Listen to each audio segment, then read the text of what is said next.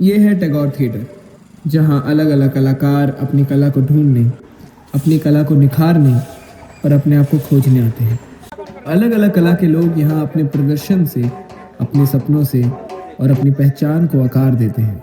यहाँ हर छात्र एक नई संभावना खोजता है, एक नई कला का रास्ता बनाता है। और आज जिन कलाकारों से मैं आप सभी का परिचय कराने जा रहा हूँ, पिछले कुछ दिनों से यहाँ एक फिल्म मेकिंग की वर्कशॉप लगा रहे हैं। तो चलिए जानते हैं कि उनके लिए उनकी कला क्या मायने रखती है।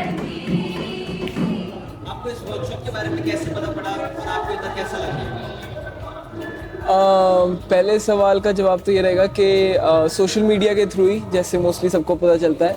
वैसे भी मैं टैगोर आता जाता रहता हूँ, तो यहाँ पे पोस्टर्स लगे हुए थे भूपेश भाई की वर्कशॉप के। आपको इधर आकर कैसा लग रहा है? इधर आकर यार बहुत अच्छा लग रहा है। मतलब बहुत कुछ चीज़ें सीखने को मिल रही हैं डेली, एंड बेसिकली टेक्निकल चीज़ें ज़्यादा सीखने को मिल रही हैं, तो उसका भी एक अलग मज़ा है। आज तक मैं क्रिएटिव एंगल से सोचता था, लेकिन अब थोड़ा टेक्निकलिटीज़ में घुस रहा हूँ, तो इसमें भी मज़ा आ रहा है। अब आपका फिल्म मेकिंग को लेके क्या पर्सपेक्टिव है? फिल्म मेकिंग को लेके मेरा ये पर्सपेक्टिव है कि फ़िल्म मेकिंग बिल्कुल भी ईजी नहीं है। मुझे ऐसा लगता था कि ठीक है फिल्म बना लूँगा। मैं हमेशा सोचता था कि मैं अपनी एक शॉर्ट फिल्म बनाऊँगा, लेकिन यहाँ आकर मुझे पता चला कि हर दिन हम इतना काम कर रहे हैं ना, तो अब मुझे पता चला कि भाई इतनी एक एक डिपार्टमेंट में इतना काम होता है। साउंड डिपार्टमेंट एक पूरा एक अलग सिस्टम है उसमें, है ना।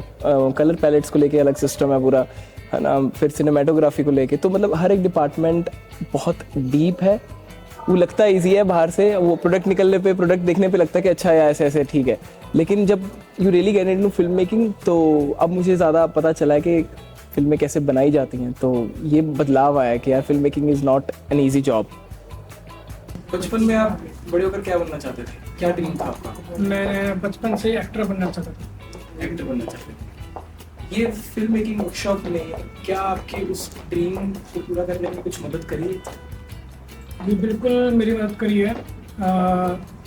जैसे कि मैंने आपको बताया कि मैं एक्टर बनना चाहता था, तो उसके लिए मैं अपने खुद के कुछ वीडियो शूट करता हूँ, जिसमें कि मुझे स्टार्टिंग में कुछ डाउट्स थे कि मुझे वो शूट कैसे करना है, उसकी लाइटिंग कैसी रहेगी और थोड़ा साउंड को लेकर। तो जब मैंने वर्कशॉप ज्वाइन करी तो मेरी धीरे धीरे वो सारी चीज़ें क्लियर होती गई। अब आपका पर्सपेक्टिव फिल्म मेकिंग को लेकर क्या है? पहले फिल्म मेकिंग मुझे बहुत इजी लगती थी। मतलब मैं जैसे भी कोई मूवी देखता था तो मुझे इतना समझ नहीं आता था कि इस मूवी में क्या हुआ होगा या बन जाती होगी। बट अब जब मैं ये जो पूरे प्रोसेस से जा रहा हूँ कि लाइटिंग कैसे करनी है, कलर पैलेट्स, मूड्स, और तो अब मुझे पता लग रहा है कि जितना मैं सोचता था उतना ईजी है ही नहीं, ये काफ़ी कॉम्प्लिकेटेड है। और अगर हमने एक भी पॉइंट इसका मिस कर दिया तो जो हमने अपना पूरा एक सीन सोचा है वो सारा खराब हो सकता है सिर्फ एक छोटी सी गलती से। तो इसलिए फिल्म मेकिंग में हर चीज़ का बहुत ध्यान से, बारीकी से काम करना बहुत ज़रूरी है। जब तक आप ये बता सकते हैं कि आपने जो कुछ भी यहाँ से सीखा, उस सीखी हुई चीज़ों से आप आगे क्या करना चाहते हैं?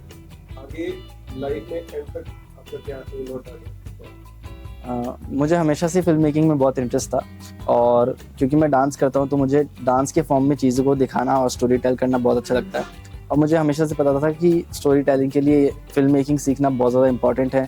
किस तरह के कलर्स यूज़ करने हैं, किस तरह का स्टेज, किस तरह की फॉर्मेशन, किस तरह का प्रॉप सेटअप, और ये सब सीखने के लिए ये वर्कशॉप मेरे लिए बहुत ज़रूरी थी। तो इसमें मैंने जो भी सीखा मैं उससे आगे जाकर अपने परफॉर्मेंसेस में अप्लाई ज़रूर करूँगा और टेक्निकली उनको और भी स्ट्रॉन्ग बनाऊँगा। और आपके लिए मूवी मेकिंग, सिनेमा या स्टोरी टेलिंग क्या मायने रखता है? एक तरह से आफ्टर माई सेकेंड ईयर मुझे पता पड़ा कि यही मेरा पैशन है, क्योंकि यही चीज़ है जो मैं अपने आप खुद से करता हूँ, जिसे करने में मुझे खुशी मिलती है।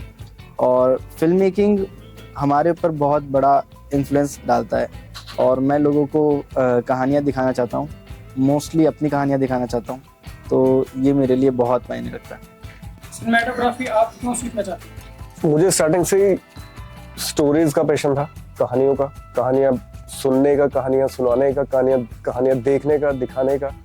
तो मुझे सिनेमेटोग्राफी समझे बिना कभी मैं उन कहानियों को दिखा नहीं सकता था। सुना सकता था, पढ़ा सकता था, पर दिखाने के लिए सिनेमेटोग्राफी के अलावा कोई और ऑप्शन नहीं है। सिनेमेटोग्राफी आपकी सोच को, आपकी क्रिएटिविटी को टेक्निकल चीज़ों के साथ बांध के एक रियलिस्टिक दुनिया की तरह दिखाती है। अदरवाइज सब ख्याल है। ख्यालों को पिक्चराइज करना, उनको देख, सुन, समझ, महसूस कर पाने के लिए सिनेमेटोग्राफी कंपल्सरी है। उसके अलावा कोई और ऑप्शन नहीं है। अब आपको काफी दिन हो गए क्लासेस अटेंड करते हुए, तो क्या इम्प्रूवमेंट लगती है आपको? मुझे आइडिया लग गया कि चीज़ें जितनी सिंपल दिखती हैं उतनी सिंपल नहीं है।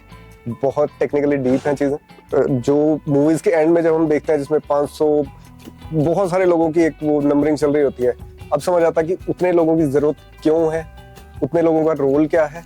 उसके बिना एक मूवी चाहे शॉर्ट है चाहे लॉन्ग है उसको बनाना पॉसिबल नहीं है।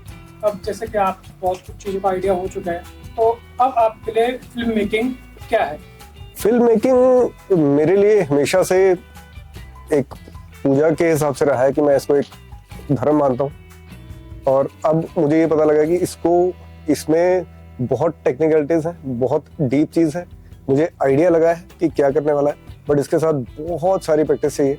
अगर एक्चुअली में इसको रियल लाइफ में करना है, बहुत सारा टाइम डेडिकेशन देके बहुत सारी प्रैक्टिस करने की ज़रूरत है।